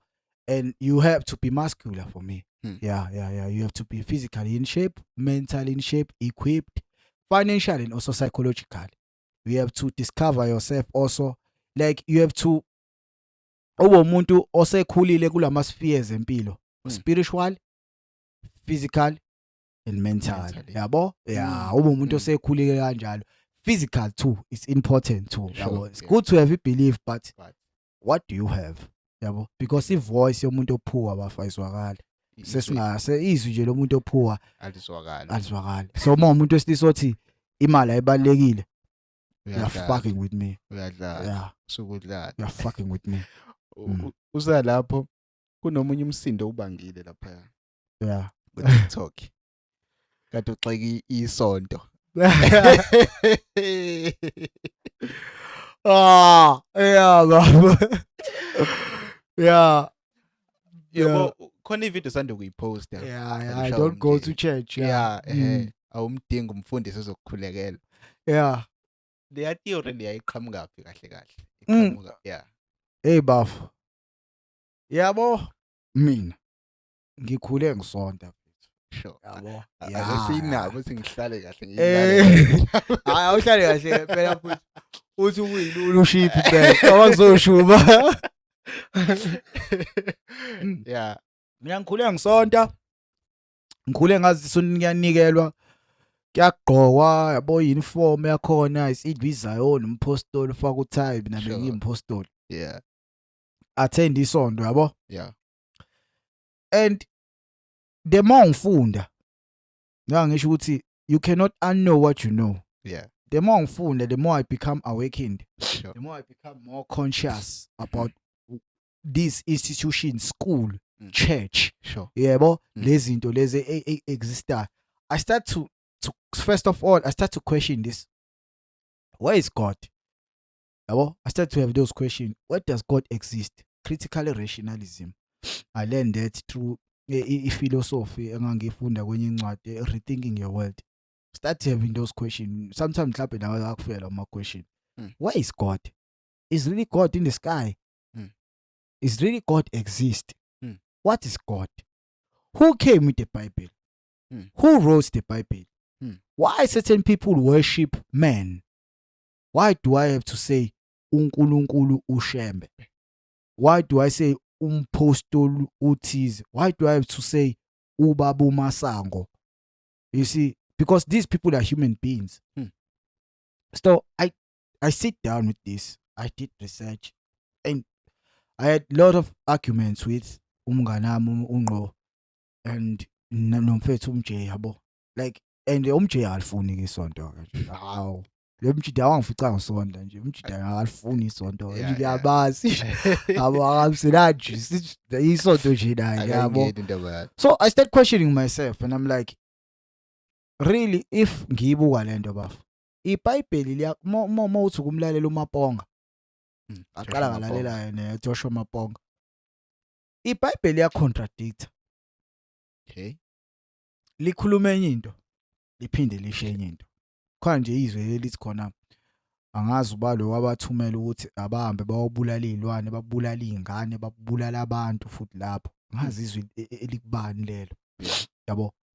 Liya contradicta lento. And for mina as umuntu ohlakaniphile ngiyajula. So how did the Bible came in Africa?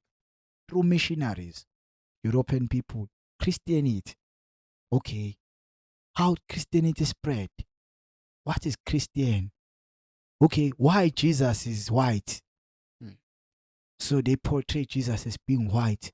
Why do I need to go to church to connect with God? Okay, mele sihlale sibungaze egameni lakhe. Sihlala ngempela sibungaze egameni lakhe. Because I've never seen a church whereby people really come and gather through the name of God. And I'm like, there's human nature here. If I have to pay a pastor a money, and uNkulunkulu wathi eBhayibhelini singamlingi ngegolide nesiliva, and now I have to pay money futhi. I just had questions that I didn't understand.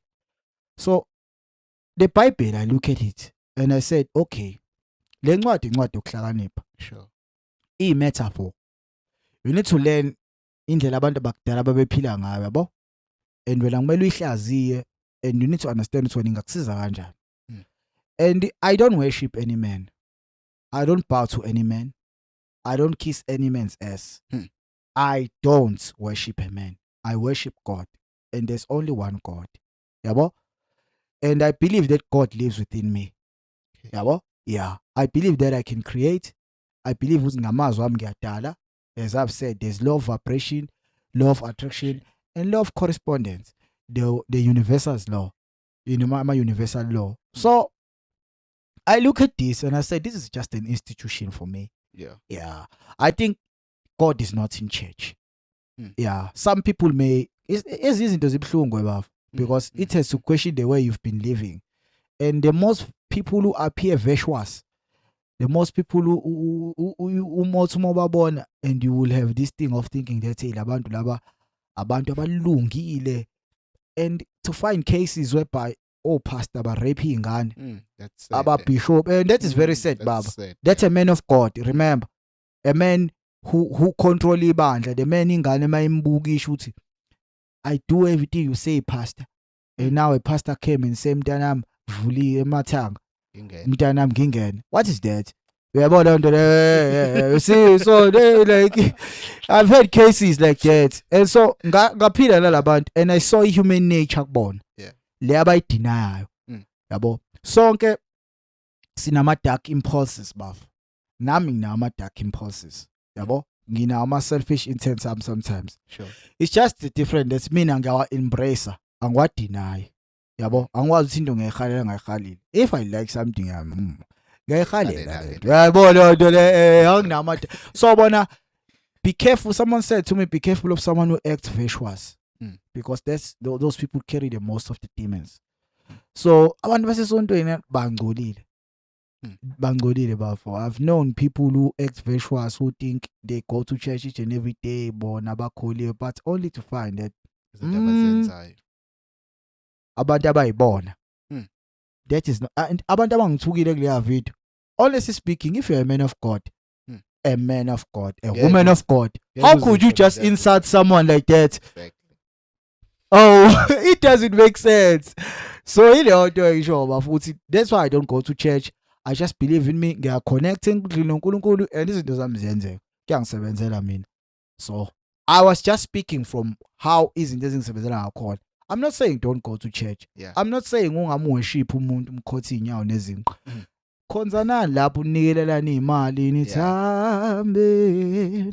I just don't care. Yeah. You see, I worship alone mangidlalela ingoma yami gospel. Ngithi hallelujah. Endlini yami. Uyacula Give it right. Uyabo, hayi bafa futhi ngiyacula now and then futhi yabo. Kodwa phela ivoice yami uma ngigezela lapha ebathroom ngehayizele. Yabo lo okwamanje. So ngisontele endlini nje bafo ngidlalela ingoma zami zokholo kwamnandi. ngiyiculele kube mnandi nje mfethu ngikhulumele noNkulunkulu ngibele neconversation naye ngimfonele sometimes khamba kanjani mfana God yeah lapho singirayini mabona mina yazi khona into engayibona kahle athi hayi relax ngeke ngayibona lonto kodwa sobuye sikhuluma mina hayi ngeke athi hayi ngithe relax yabo nami ngibe calm so ngiyaba nje neconversation naye umngane nami nje mfethu siyazana nje mfethu yabo so manje kunale ndaba yokuthi iBible came with the missionaries yeah CPK right yeah it came with the missionaries sure in South Africa cool yeah now bese kuba nalento yokuthi the first Bible mangabe ikhumbula kahle the true Bible is the Ethiopian Bible of which manje kunabantu abathi lento ya Jesu into engekho but lento ngathi umuntu webusiness you understand right ukuthi ku business ine marketing yeah when you read the Bible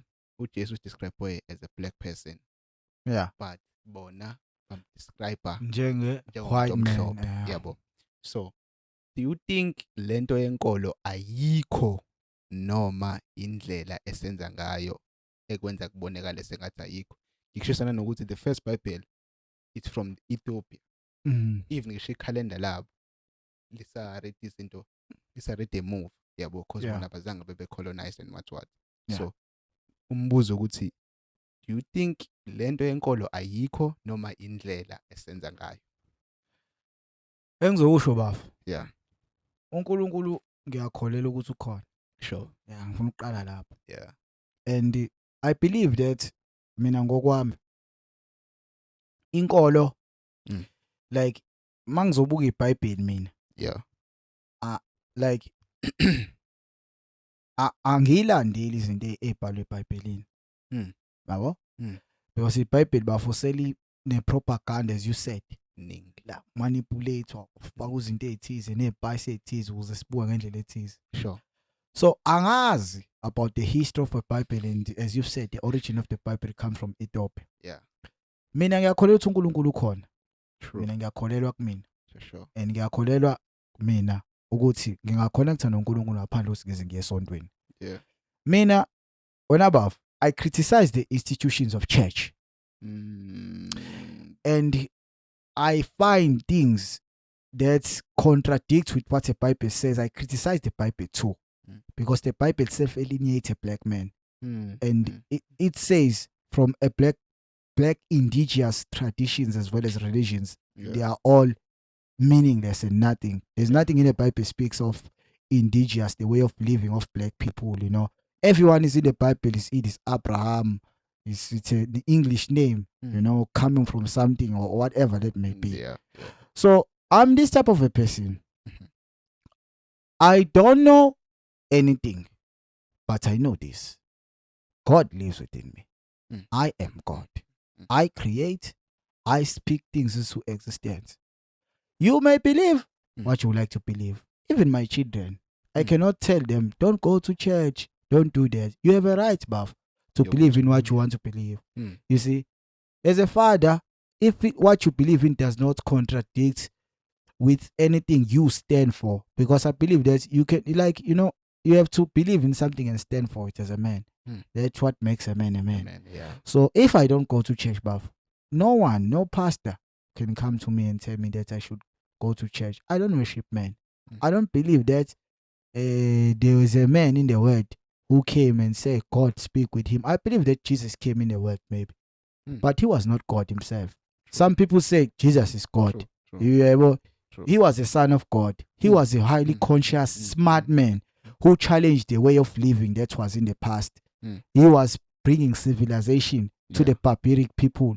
So his way is like this. Everyone who came, some people as history goes would say Mandela is a god, you know, because there are people who are revolutionists, people who came in the world and challenged the way things are and preach amazwi okuhlakanipha yabo amazwi aqhamuka uNkulunkulu nami am God because nginamazwi okuhlakanipha ngimazwi aqhamuka uNkulunkulu. I can heal through my world. The difference is that I don't want your money yabo.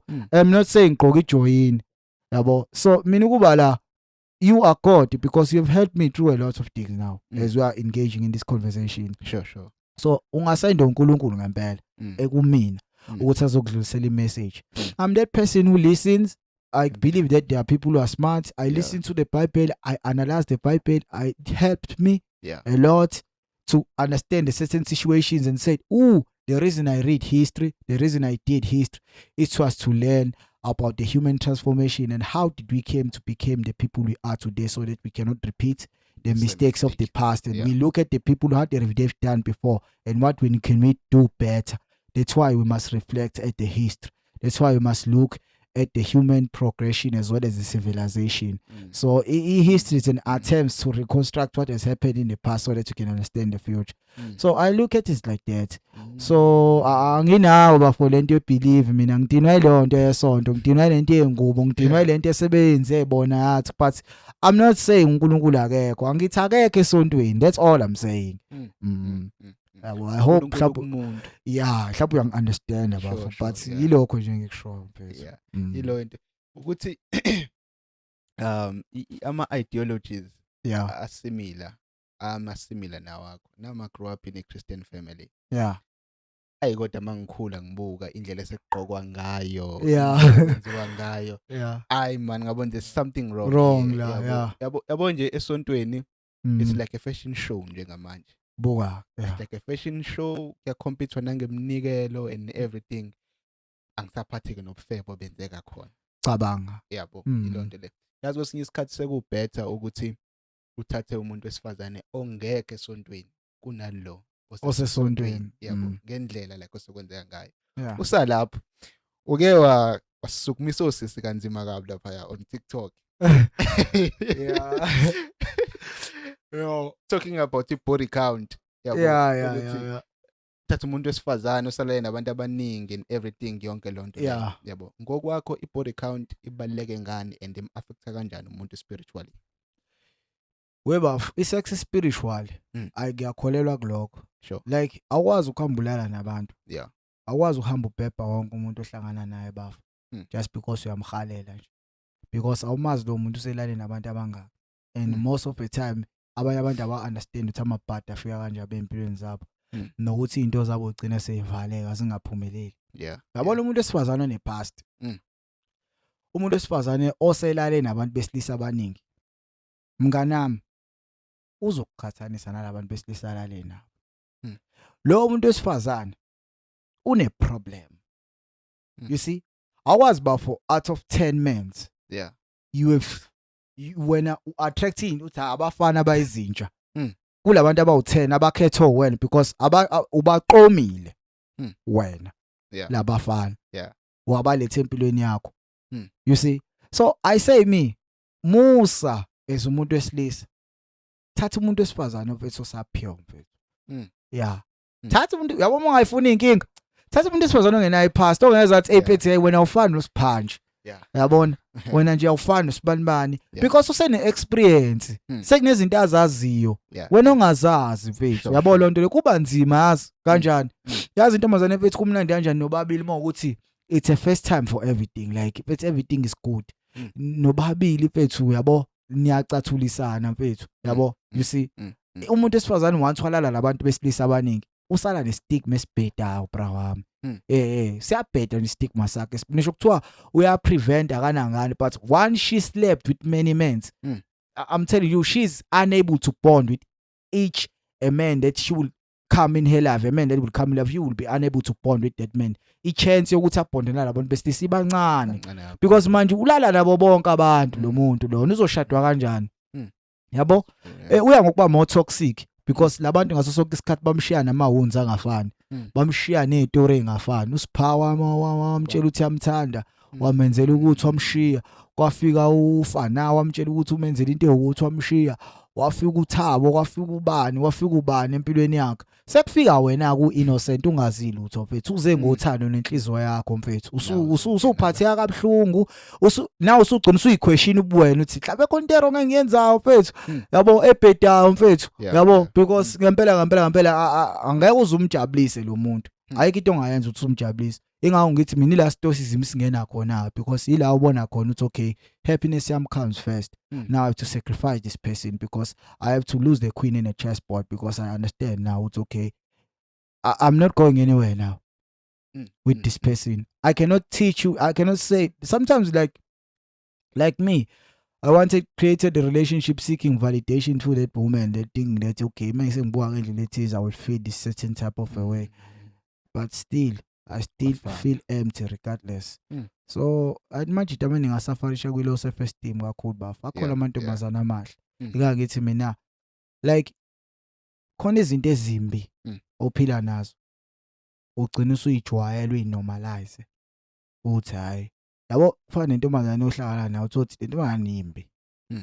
Yabo wena uzuyibuka uzuyinormalize amehla akhe athi ayibona ngayihlaba lengane. Yabona you see because usuphile in this position isikhathi sit, but the moment you self improve, the moment you focus kuwena, the moment wenza imali, the moment you realize ukuthi ha umhlaba kanti ungaka, you become exposed to a high value woman. People who speak of frequency, you say this woman knows and understand what is energy, what is frequency. This woman speaks of finance. This woman is sustaining herself. Now I don't have to worry about the this woman comes here. Hey boo, for the first time in my life, something, you know, like abantu besifazane bethu umuntu esifazane uzofika afike nje bafatha ngizokuchecka nje akuthengele izinto. Yabo athi right imali yakhe ring how akusendela imali. What is happening here? Khona umuntu osezokuthanda uxake ukuthi ayingeke, this is not real. Uzuthuke nawe. Uyakuthanda nje. Akafuni lutho, zero expectation from you. Uyakuthanda, uyakenjoy ukuhlala nawe. Uyasithanda ispirit sakho. Uyamthanda umuntu oyena. Ku happy me nawe. Yayibona nto. So ama relationships were created to this are transactional. As long as ngikwenzela something, even you have to uzama ukuba genuine nomuntu, like if wena nje bafu uhlakalela with the lady, you just say unjani, you had a conversation, okay, asihlale phansi, let me buy your food. You see her eyes and say she think now you want her, you know, you're just relaxile. So I think kubalekile ukuthi umuntu wesilisa ozothandana umuntu esifazana imini ozothandana uselane nabantu bafu, very important. Umuntu esifazana akapheshe kabuyele emuva. Once wahlaphazeka uhlaphazekile, when uyahlaphazeka uyangoba wese and uyahluleka and uyangokuba wese. To avoid problems, to avoid thinking anything, choose a virtuous woman, a woman who can synthesize with you energetically, who can understand you from what you are. And so I think ngikuphendule. I know. Satisfied. But to president wamaqiniso. Yeah. Bethu. Uyacabanga we almost 2 hours. Bengithi mhlawumbe uzoshawa 30 minutes obuncane but already seshaye 2 hours. Of which bhuti kunalabantu abawu4 ababene impact empilweni yami. So and ngiyabona ukuthi nabo ke wabafunda nawo. Kulabo abawu4 imupho ofila sengathi ubene impact kakhulu. Oqala uJordan Peterson. Owesibili uDavid Goggins. Owesithathu uRobert Kiyosaki. Owes4 Andrew Tate. Andrew Tate. Andrew Tate. Indoda polarity Andrew Tate. Labo impact. Bonke laba abanye. Omunye olandela uDavid Goggins because uDavid Goggins khuluma nge-mental toughness. David Goggins umjito o-resilient ngenye indlela. But to tell you the truth, it's Andrew Tate. Andrew Tate is one of the best. That guy, I am fan. Kalagatha. Too much. Kevin Gates umphethe. Ngimphethe ngiyamazi. Kevin Gates ngimphethe na. Kevin Gates ngisho ukuthi naye umjito engimlalela kakhulu but mina ngahlahle kumuntu othi cap. I compromise then mase kwakhe uMabula Rick. Uyabona ukuthi uMabula wakhiwa abantu abaningi yabo uyitha ufakiwe wafaka ama-aromats wafaka yonke inditha ke ngafana yabo ngibunjiwe nje mfethu yabo bathi uMabula mina ngithandela president wamaqiniso usibuphe lapho ethi igama eliqhamuka nabazali from birth president igama engilinikwe abantu abangilalela upresident ebela imapha amazwi okugcina ngathanda ukwasho kubantu bakhe. Engithanda ukusho mina mfethu, everything is your responsibility in your life. Everything that is happening in your life is your fault. You are responsible for everything that is happening in your life. Don't get this perception and idea that makes people stay and stuck in the same position that everything has time. You create time. you create possibility, you put yourself in opportunities in life, you make things happen. Yeah. You are God, you create, as I've said.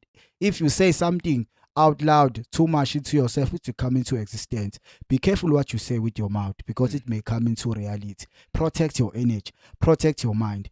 Young men, as also as women, needs to understand that the world is not easy, buff. The world is cruel, the world is harsh. It needs you to be hard too and be cruel too is too, so that you can survive in this world. So that is all I could say, man. To be strong and be resilient and live long and have peace in your life, good people. Yeah. Amen. Short and go poo poo poo poo poo. So yeah, put up thanks. Yabona ukulandela manje kuzomela sifake le ndoda le. Ujakala somkhulu. Sifake umJ. Yeah, but usafele sibe nestage nabe khona la. Kodwa phela